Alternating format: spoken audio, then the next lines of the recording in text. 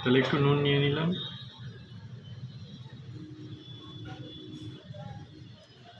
আগে তো মেখে পরিপাটি করে তেল দিয়ে কি হবে, তেল দিয়ে আমার ছেলে তেল ছাড়া সেদ্ধ খায়। এই কমেন্টে কি বলেছে কি নুন খেতে? তো পিঙ্ক সল্ট বা রক সল্ট, সন্দক নুন।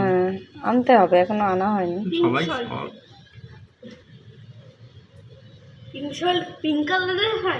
তুমি তো নুন ছাড়াই খাচ্ছিলে দুদিন, আজকে ক ঘন্টা পরে খাচ্ছ? 15:30 হবে। 15.5 ঘন্টা পর। ওতে শরীর ভালো থাকে, সুস্থ লাগে, হালকা লাগে। 14 ঘন্টা পরই খেয়ে নিস। আমি তাড়াতাড়ি খেয়ে ফেলি।